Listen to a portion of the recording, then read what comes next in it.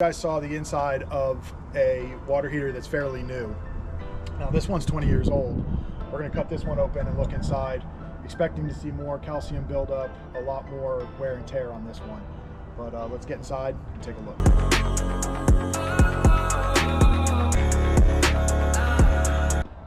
Okay, so now that they're both opened up, we've got some pretty significant differences here. This is the newer one. Now, this metal rod in here is the anode rod, and it's just a sacrificial metal that sits in there and it takes all the corrosion so the steel tank doesn't.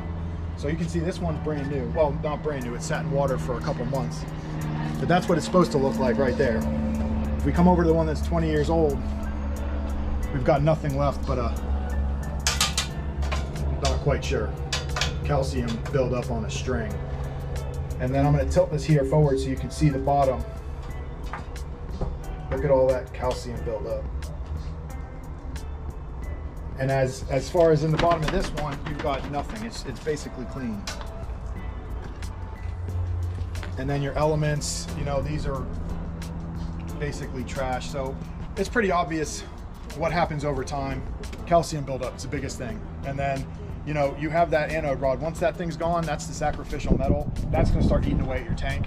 That's when you're going to develop a leak somewhere. So it just helps to look inside to see what, you know, what we're telling you and understand what's going on inside there. Also, this right here is a dip tube. That comes off of the cold side. So when water enters the heater on the cold side, it delivers it to the bottom of the heater, which pushes the hot water out of the top of the tank. So it's very important if you are soldering a water heater in, to not solder on top of this nipple, because it will melt this dip tube and the water heater will not work properly.